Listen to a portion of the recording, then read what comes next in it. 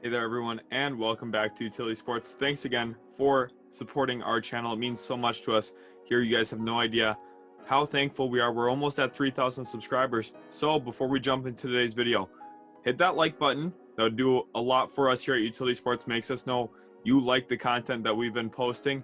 And also, if you are new or if you haven't subscribed yet, please do so. Over 90% of our watch time and our views come from people that are not subscribed to our channel. So it'd mean a lot if we could get some more subscribers in this video. Maybe see if we can push ourselves to near that 3,000 mark after this video. That would be absolutely awesome, guys. Thanks again, all of you, so much for all the support. We're going to be doing a few more jersey giveaways in the near future, so make sure you stay tuned for those as well as we get into it. And in this video, we are going to be talking about a 2021 NBA mock draft here. Another one here on the channel. We've been doing it throughout the season. This one is the first edition that is being recorded during the playoffs, of course. Very big shakeup as we look at how things are kind of playing out. Certain teams' needs are kind of getting exposed in the playoffs as well. So that kind of shapes how these mock drafts are going to go a little bit. Also, we had some big tiebreakers that decided the order a little bit more for who has what odds. This video is going to be built off of the current standings.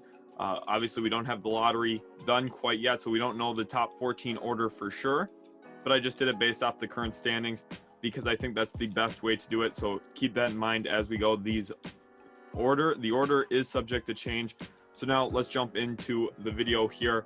With pick number 1, we've got the Houston Rockets on the clock. They did finish with the worst record in the NBA after trading superstar James Harden to the Brooklyn Nets. And in this one, they're going to go ahead and grab Cade Cunningham, the point guard out of Oklahoma State.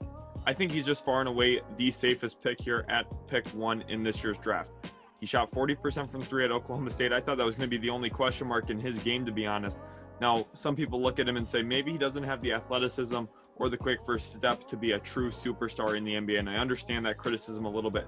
But this guy's got feel for the game. He's a 6'7" point guard. He uses his body extremely well, and he's very poised. He doesn't play too fast. He plays at his own pace.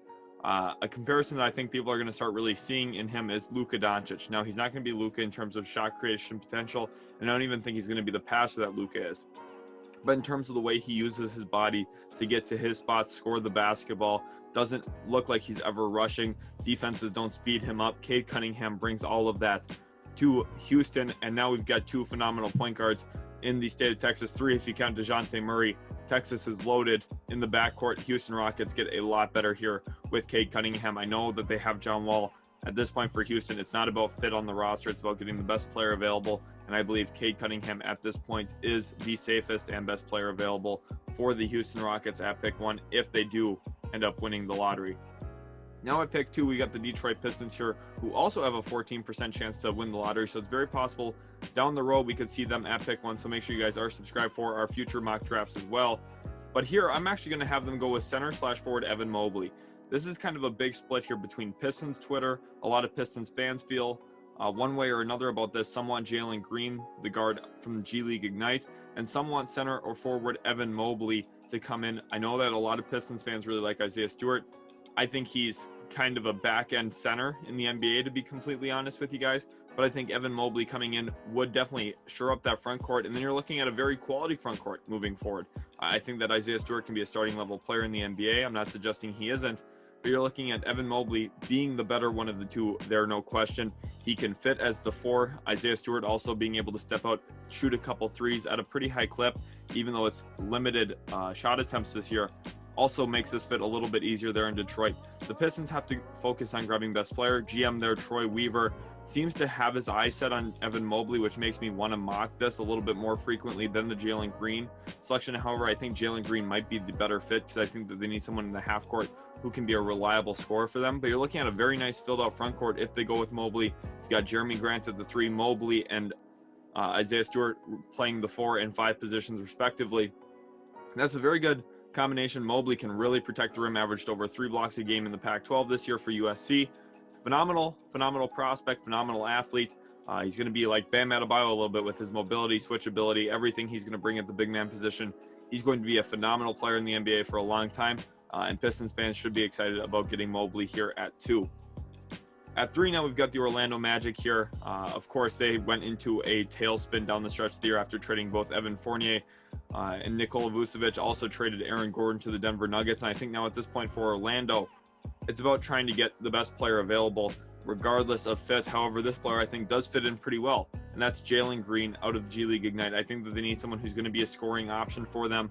Markelle Fultz obviously is out with his ACL injury. He'll be back next year. They'll also get Jonathan Isaac back next year. This Orlando Magic team's going to be a lot better just with the guys they're getting back that are injured from this year. Now you add in someone who can maybe be a 20-point-per-game scorer within the first 2 years of their career. That's pretty good for Orlando. They also have another pick in the top 10 here in this draft from the Chicago Bulls trade regarding Nikola Vucevic. Unless that pick moves up into the top 4, then it would stay with Chicago. But that'll be something to watch for Orlando here. They grabbed Jalen Green. They've already got a bevy of guards there as well. But you're looking at Orlando being a lot better off for the future, adding in someone who can score the ball like Jalen Green. I think he's got very high potential. He's got maybe the highest ceiling in this class. Some could argue as well.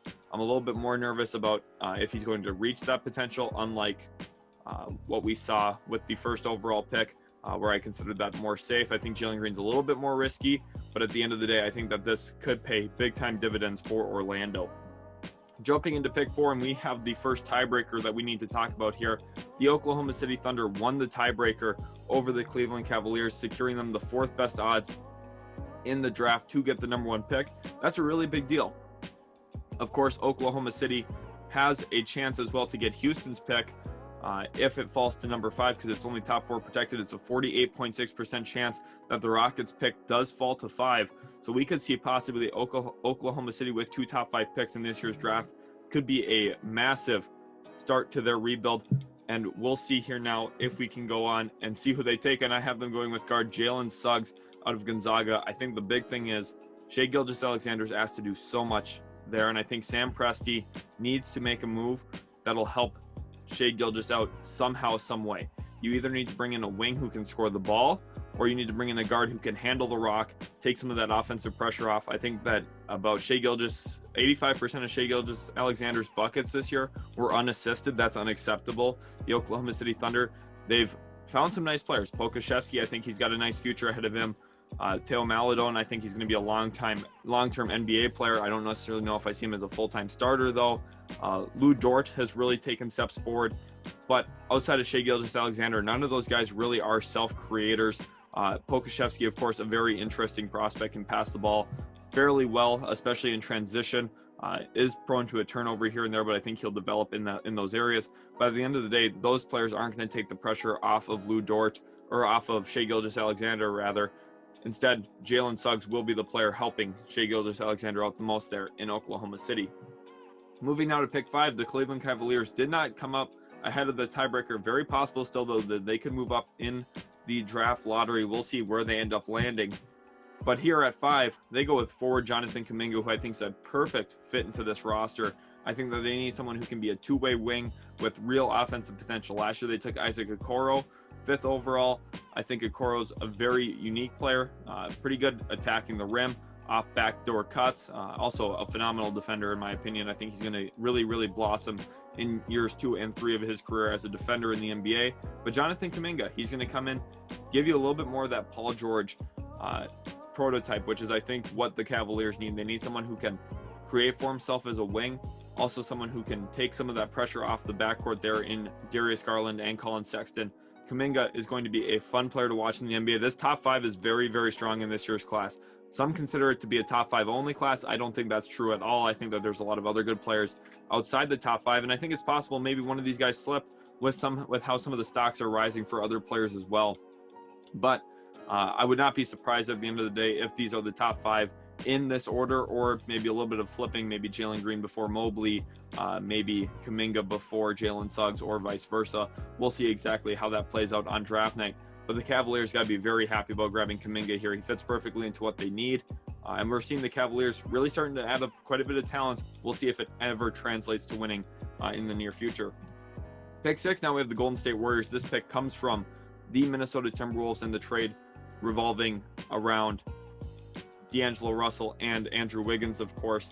And here at pick 6, I'm going to have them go with guard Keon Johnson out of the University of Tennessee. He's a player that is very, very interesting to me. He's kind of a combo guard, can play a little bit of point guard, but also can play the two. And I think this gives the Warriors a little bit more of what they need. Someone who can really attack, get their feet in the paint, take you off dribble drive penetration, and score at the rim. Steph Curry is asked to do so much there. Klay Thompson coming back is going to be huge for them with their spacing. Andrew Wiggins, I think, is one of the more underrated players in the NBA, honestly. I think, yes, he's on a negative contract. They're paying a lot of money for him. But if you look at him as just a player, he's a very good player. And I think Keon Johnson fits perfectly into this Warriors culture as well. He's going to come in, give them a different dynamic that they need. Remember what Sean Livingston used to bring to them as a guy who could get his off the dribble, score in the mid-range area, get to the rim occasionally. Keon Johnson's going to give you some of those similar characteristics, and I think the Warriors badly need this at this point. They also have another lottery pick, one of two teams in this year's draft with 2 lottery picks, the Magic and the Warriors. So we'll see who they come back with later on in the lottery. Pick number 7, now we have the Toronto Raptors here. Disappointing season all around. Of course, ended up moving Norman Powell for Gary Trent. I actually really like that move for the Raptors, but I think you have to look at it and say the big man position just wasn't what it needed to be for the Toronto Raptors. But I'm not going to address that here. I just think it's a little bit of a reach at pick 7, so they're going to go best player available. That's forward Scottie Barnes out of Florida State. He's got real two-way potential. He's going to fit in right next to OG Anunoby, and they're going to be a havoc-wreaking forward pair for the future. OG Anunoby, of course, a quality defender. Gary Trent Jr., a great defender. The Toronto Raptors are going to be a phenomenal defensive team, adding Scottie Barnes in as well. They've got everything that they need there to be competitive. Then at that point, you're looking at a rebuild probably around Fred VanVleet, centered around him being the scorer. You put a lot of defensive-minded players around him. Chris Boucher, we know what he is as well. If he could get his stamina up a little bit more, he'd be a great center, but of course only plays about 20 to 25 minutes a night just because of some of those stamina issues. But at the end of the day, I love this fit for the Toronto Raptors. I think Scottie Barnes is going to be a great player there for sure. Moving on now to pick 8, we have the Orlando Magic yet again. This pick, remember, comes from the Chicago Bulls trade regarding Nikola Vucevic. And here at pick 8, I have them going with maybe the most intriguing prospect in this year's class. That's forward/center Alperen Şengün. He is very, very, very interesting. Plays overseas.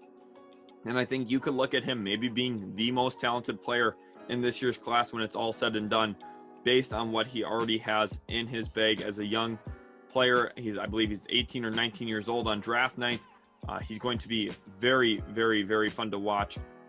He's got the best footwork in this class, no question. He can score down off the low block. I think that's something that Orlando's going to be interested in having. I know that they've already got some bigs there in Mo Bamba and Wendell Carter, but those two aren't getting the job done. Okay, Orlando Magic fans, they're just not. Şengün, he's going to be very, very interesting. He's got good feel for the game. He's also very heady when it comes to his IQ. Makes the right play very consistently, has good passing vision. He's a creative passer. He's almost 7 feet tall. I believe he's about 6'10", 6'11", and he can pass the basketball fairly well already at his age and for his size. Very, very unique prospect. He can also step away from the basket a little bit, knock down some threes. Even recently in the U18 Cup, he actually hit a couple step-back threes as well while handling the rock. I think he's a very, very interesting, dynamic prospect. I think the Orlando Magic here are going big, grabbing both Jalen Green and Alperen Şengün. We could look at the Magic maybe becoming a powerhouse down the road based off this year's draft on the players they grab, and I think this would be a great start for Orlando. You're looking at a young core of Markelle Fultz, Jalen Green, Jonathan Isaac, Alperen Şengün. You can also still have Wendell Carter in there. Şengün's talented enough to play the 4. You can figure everything out there in Orlando. I love this for the Orlando Magic. I think that they would be the big winners of the draft if they pulled the trigger on Jalen Green and both Alperen Şengün. At pick 9, now we have the Sacramento Kings here. This is a little bit of an interesting spot to mock. I think that Richaun Holmes could possibly be on his way out. I know Kings fans, you really like him, but I think he's going to have a very strong market this offseason in free agency. So we'll see if you can ultimately afford to keep him or not, or if you do ultimately lose him like what happened with Bogdan Bogdanovic last offseason. But anyway, here at 9, I have them going with forward Zaire Williams. I think it's just a little bit too early to maybe grab one of those centers at this point. They just opt for someone who's going to be a very dynamic prospect, someone who can have high potential for the future. He's someone with real ball skills at the 4 position. He can shoot the ball a little bit. I think he still has to grow in that area, but he's also got a good feel for the game. He can pass the ball. recorded a couple triple-doubles for the Stanford Cardinal this past year, and he's going to be a very unique prospect coming into Sacramento. I think that they need more guys who can do stuff with the ball in their hands, and Zaire Williams gives them that. You're looking at a nice complementary piece to Tyrese Halliburton and De'Aaron Fox for the future. We'll see if Buddy Hield stays around. But at the end of the day, the Kings go with someone who they think could have star potential, and that is Zaire Williams at this point. Moving on now to pick number 10, we have the New Orleans Pelicans here. Stan Van Gundy, there's a little bit of a rift in the team according to some reports. We'll see if that leads to any changes. But I think all eyes got to be on Lonzo Ball this offseason. What kind of market is he going to have? Is he going to get a max contract somewhere? Will the Pelicans match? Very possible we could see Lonzo Ball playing in a different market next season. So at this point, I have them going with guard Davion Mitchell out of Baylor. Davion Mitchell, for sure, the best defensive player in this year's class. There's no question about that. We know how much Stan Van Gundy there prefers defense, loves to have defensive intensity, and Davion Mitchell brings it every single night. He's a phenomenal defensive player, very quick feet. He's very smart, good IQ, challenges shots well. And I think that Stan Van Gundy is going to be whispering in GM David Griffin's ear every single day leading up to the NBA draft. I want Davion Mitchell. I want Davion Mitchell. And I think at the end of the day, that's who he's going to get, especially if we see Lonzo Ball on his way out. Of course, the draft does come before the actual free agency, but maybe the Pelicans have a feeling, hey, we're not going to keep him. We're going to lose him. And this could actually impact how Lonzo Ball's market goes during free agency as well. Remember last year, the Pelicans took Kyra Lewis. Didn't get a ton of play this year. Played fairly well when he did play, though. So you look at Davion Mitchell and Kyra Lewis being the guards of the future. Nickeil Alexander-Walker also showed quite a bit of improvement this year. But at the end of the day, the Pelicans go defensive. Guard here, Davion Mitchell, because the rest of their roster is pretty well suited. They could use some shooting, but Stan Van Gundy has never addressed shooting. And I'm not going to believe him to start doing that now. At pick number 11, the Charlotte Hornets here are on the clock, and they had a very up and down season. A little bit disappointing at the end of the year. LaMelo Ball was a shining star, though, for this team. Miles Bridges also picked up in efficiency, especially from three-point land. You've got to be looking at the center position as a pretty big question mark. But at the end of the day, I still don't feel comfortable going there. Maybe they just feel that Vernon Carey and Nick Richards can be their centers of the future. So instead, they go with forward Jalen Johnson out of Duke, who I think is a very, very fun prospect to add into Charlotte. He's physical, athletic, and he can score the ball in the half court. I think that's everything that Charlotte needs to complement LaMelo Ball. You need someone else who can play on the wing next to Miles Bridges. Of course, they got Gordon Hayward there. Big question this offseason is, will Devontae Graham be back, or is he going somewhere else in restricted free agency? We'll have to monitor where he ends up. Charlotte's got a lot of different options. They've got some cap space to work out with too. They could make a bunch of different moves to try and position themselves better for the future. Maybe spend some money on a center in free agency. I think Jalen Johnson's a very nice prospect to add, though. Comes off the bench early in his career, and I think could become a real long-term starter there in Charlotte, playing next to LaMelo Ball. Pick number 12, now we have the San Antonio Spurs on the clock, and they badly need some shooting. They have about 6 or 7 key free agents this year, including DeMar DeRozan, Patty Mills, and so on. But they do have some nice young players already in the fold as well. DeJounte Murray, who we mentioned earlier on in the show, also have Lonnie Walker, very nice prospect there. He's continuing to grow and develop. Keldon Johnson's taken a lot of steps forward so far in his career. I think Devin Vassell is going to be a player that ends up blossoming and ends up being a very, very, very good player for the San Antonio Spurs. So at this point, I'm going to have them go with center/forward Usman Garuba out of Real Madrid. He's a very, very intriguing prospect to me. Struggles a little bit on the offensive end at this point, but he's got real athleticism, and he uses that very, very well on the defensive side of the ball. He's about 6'9", so I see him a little bit as a small ball center, but also can play the 4 position, is comfortable catching and shooting out of the corner, which I think will translate well to the NBA, especially early on in his career. You could play him next to Jakob Poeltl because of that. Go with a really defensive-minded lineup, maybe where you run DeJounte Murray, Lonnie Walker, Keldon Johnson, or Vassell at the 3, and then you have Garuba at the 4, Jakob Poeltl at the 5. Teams are going to struggle to score against you, and I think Garuba's got real potential to become a stalwart on the defensive side of the ball. Very athletic, challenges shots at the rim very well.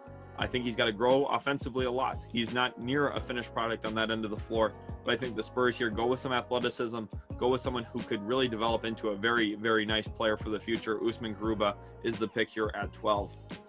Moving into 13, now we have the Indiana Pacers here on the clock. Nate Bjorkgren might be on his way out.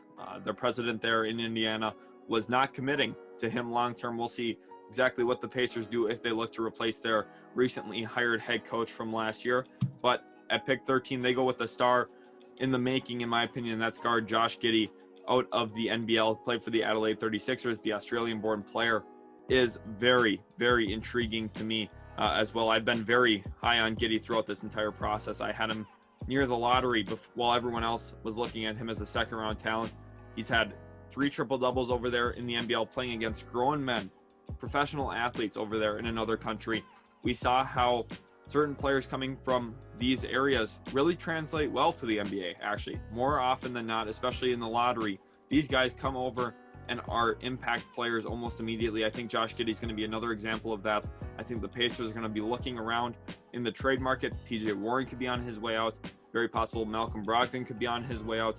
There is a lot of potential moves that the Pacers could make, and I think Josh Giddey maybe is their guard of the future and someone that they work with Domantas Sabonis around to really try and win a lot of games there in Indiana. Pick 14, now we have the Warriors yet again on the clock.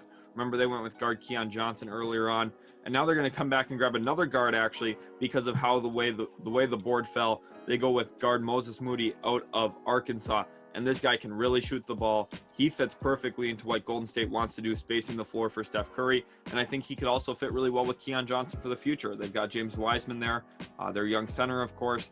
Now you bring in 2 guards in this year's draft. Of course, they maybe want to look at the wing position a little bit longer. I think that they could use some wings for sure. Almost went with Scottie Barnes earlier on when I opted for Keon Johnson. But with Moses Moody falling here at pick 14, he's too good for the Warriors to pass on, even after already grabbing a guard at this point. You know, Klay Thompson's big enough to play the 3. You could play a smaller lineup around these guys. Draymond at the 5, Klay Thompson at the 3, Wiggins at the 4, and then you fit Moses Moody in at the 2. You could do a whole bevy of things here if you're Golden State. I love this. Moses Moody comes in, stretches the floor a little bit more for Golden State, and helps take some eyes off of Steph Curry. Pick 15, now we have the Washington Wizards here. What a wonderful run to end the season, getting into the playoffs. A lot of credit is due to them overcoming some of their early season struggles, but it looks like it's going to be a pretty quick series with Philadelphia. Just have struggled to really get some of that momentum. Of course, the whole incident yesterday with Russell Westbrook, fan pouring popcorn on him. It looks like he has been banned from the arena there, the Wells Fargo Center in Philadelphia. So that's good to hear. At least you can't treat players that way. That's so disrespectful. And that fan should not be allowed to go to any NBA games, in my opinion. But here at 15, the Wizards go with forward Corey Kispert out of Gonzaga. Arguably one of the best college players this past season. I think he's got phenomenal skill when it comes to shooting. Also can put the ball on the deck a little bit. I think he's an underrated athlete as well. I think people look at him and expect him to not be as athletic as he is. I think he brings real athleticism. And this is perfect for Washington. They need someone who's going to stretch the floor for them. Davis Bertans been a little up and down recently. I think adding in another shooter, someone who's going to be consistent. I believe he shot about 44% from 3 at college, and he's got real range as well. He can step out well beyond the NBA three-point line and knock it down. I think this is going to be key for Washington, bringing in another shooter. I know they went with Denny Avdia last year at the forward spot, but I think Corey Kispert comes in as well, probably comes off the bench, Avdia as a starter, and we'll see exactly how Washington looks to utilize their newfound sharpshooter here at pick 15. Pick 16, now we have the Boston Celtics here on the clock. They're a team that's very tough to mock for, in my opinion. I think that they go so many different ways on draft night, it's hard to really get a feel on what Danny Ainge is always looking at. But here I have them going with guard Jaden Springer out of Tennessee. I think he's someone who does fit what they look for oftentimes at a guard, someone who has real shot creating potential, someone who can grow under Brad Stevens on the defensive end of the floor.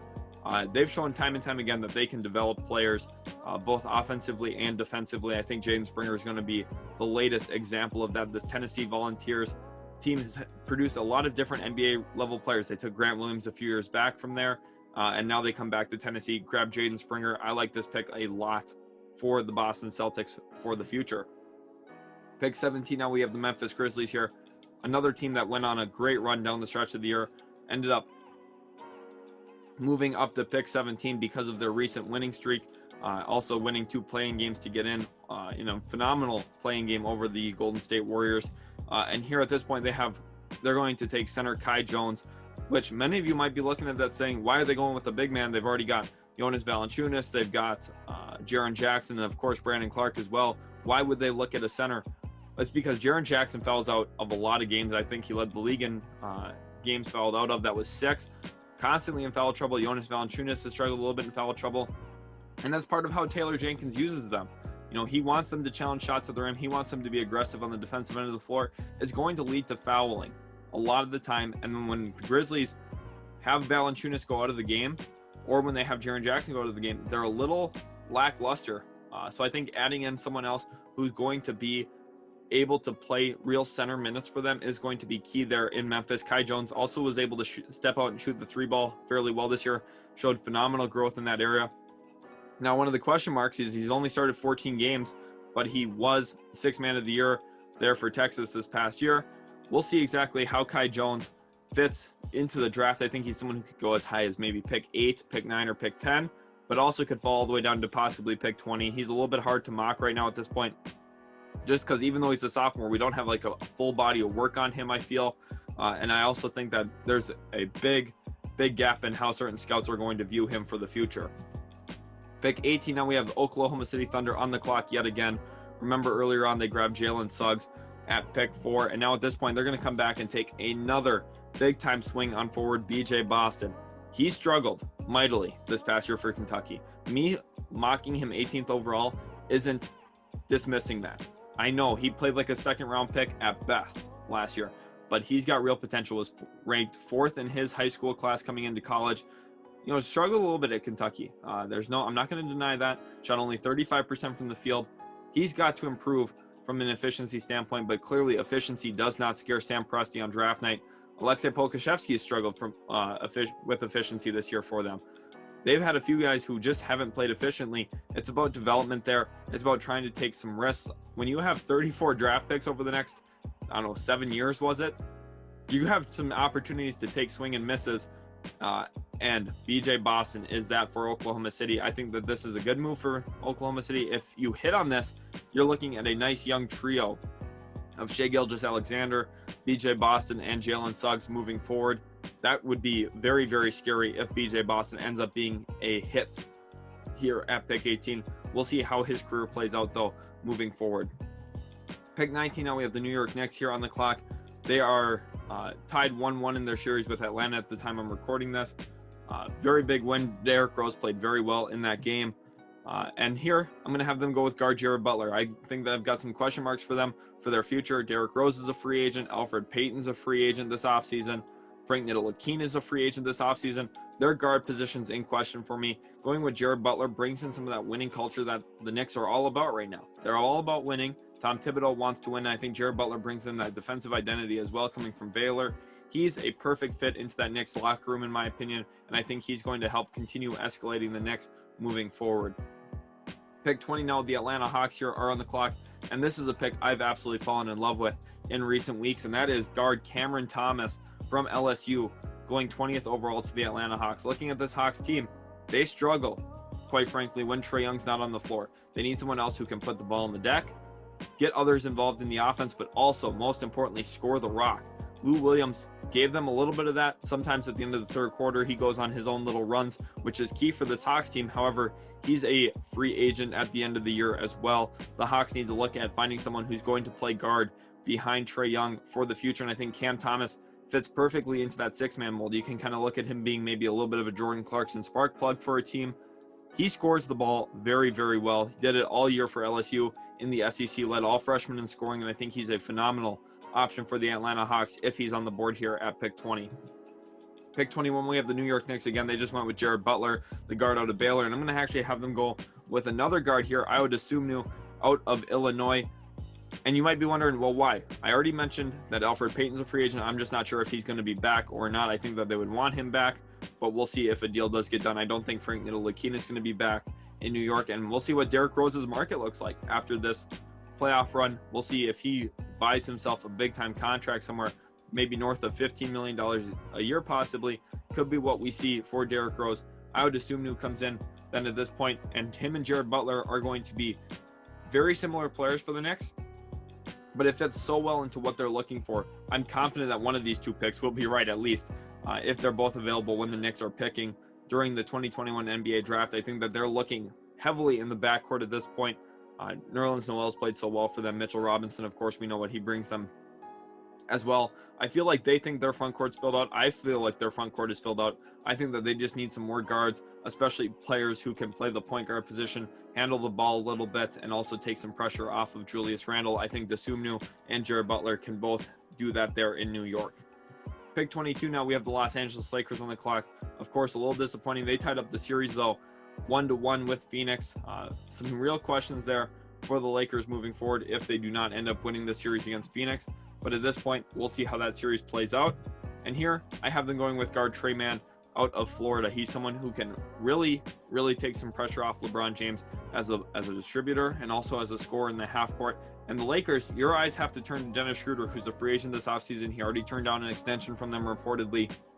And now Tre Mann comes in, takes the Dennis Schroeder role for the future, and we'll see exactly what the Lakers do if Dennis Schroeder isn't going to stay. We'll see how they feel about that moving forward. If they're confident they could get him, maybe Tre Mann's not the pick then at that point. But if there's any worry that they could lose him, Tre Mann makes a lot of sense in my opinion. Pick 23, now we have the Houston Rockets on the clock again. Remember, they went with Cade Cunningham first overall, and this pick comes from Portland in the Robert Covington trade, and I have them going with forward Johnny Juzang, who I really like in this year's class. He's a 3-level scorer, can put the ball on the deck, can put the ball in the hole. That's going to be very important for Houston moving forward. They need more guys who can score the ball, also can spot up and shoot. I think this is a perfect fit off of Cade Cunningham and Kevin Porter Jr. for the future. Johnny Juzang, I know there's some questions about his athleticism, his defensive ability, and those are fair. That's why he falls to 23 here in this mock draft. However, at this point, Houston's got to look for guys who are going to be key rotational players, and I think Juzang has that written all over him. He's going to have a long NBA career, in my opinion. He's going to be someone that a lot of teams value for a long time, and I think Juzang here, 23rd overall out of UCLA as a sophomore, makes a lot of sense for the Houston Rockets. 24, now we have the Rockets again on the clock. Very interesting here that they're picking 23 and 24 back-to-back. And this one, they're going to go with star potential here with forward Greg Brown. The last pick was a little safe with Johnny Juzang. Here they take someone who could really blossom. Greg Brown out of the University of Texas, very athletic, but also has some shot creating potential. He's a 6'9" wing, can do a lot of different things with the ball. Question marks around him are the efficiency. Only shot, I believe, 42% from the field this past year, about 33% from three. He's got to improve in those areas for sure, especially the NBA three-point line a little bit further back. He's probably going to struggle a little early on in his career. But at worst, he's going to be someone who brings some athleticism off ball for the Houston Rockets. He's going to work well off of Cade Cunningham and Kevin Porter Jr. as well, and gives you a completely different player of what you just took in Johnny Juzang.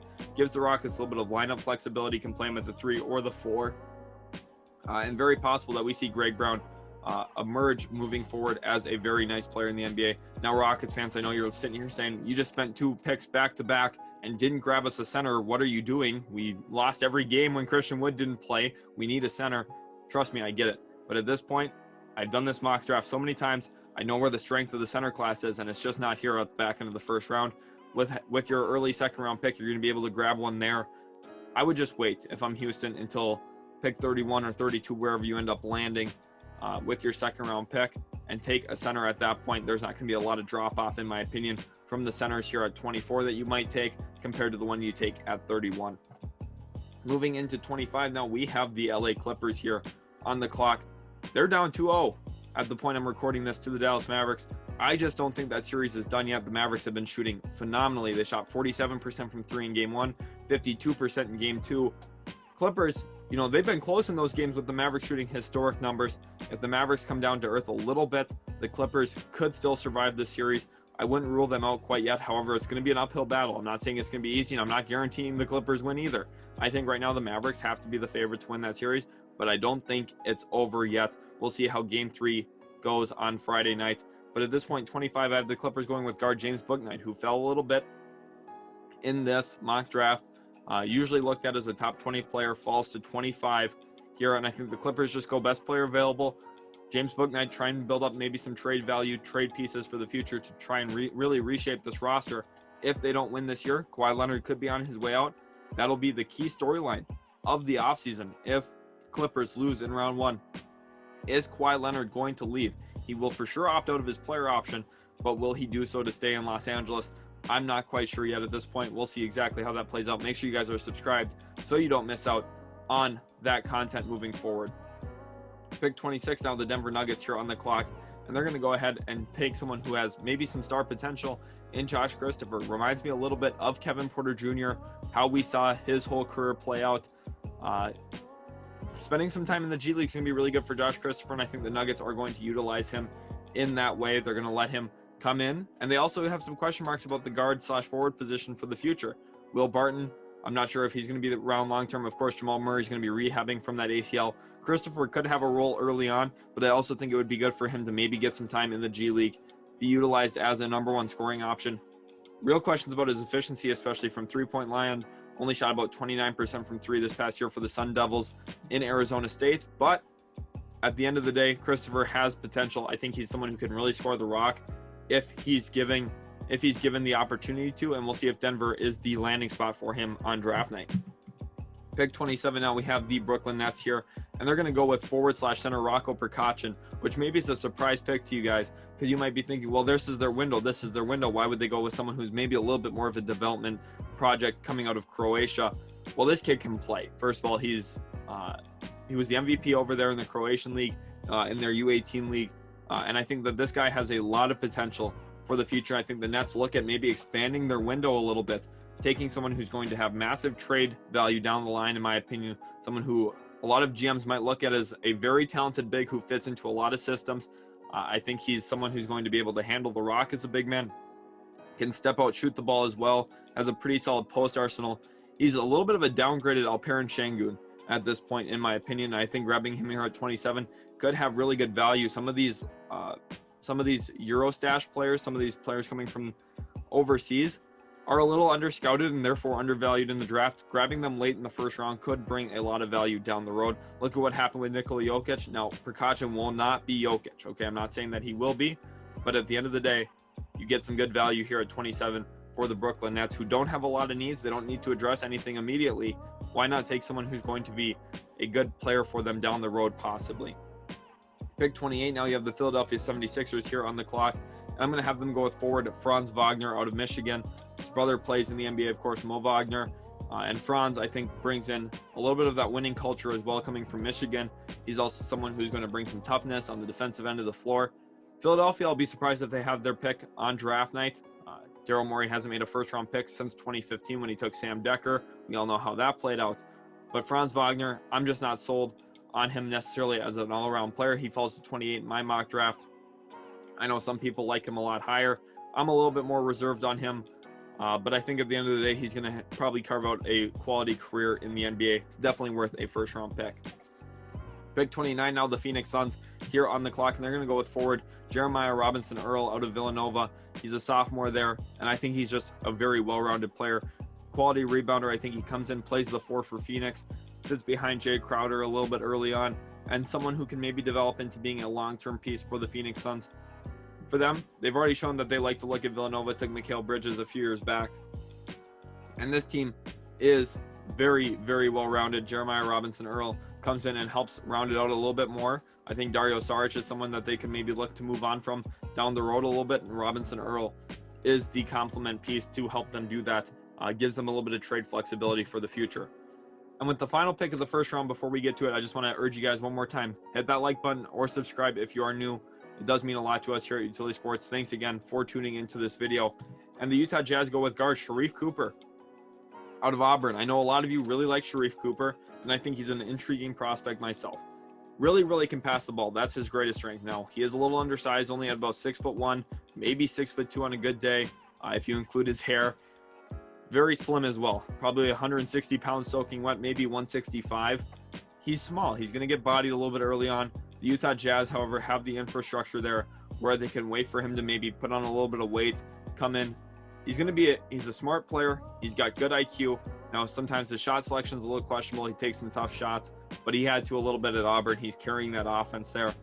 he has a really good feel for the game. He can really pass the ball, and I think the Jazz would be benefited by bringing in another guard who can take some of the pressure off Donovan Mitchell and Mike Conley.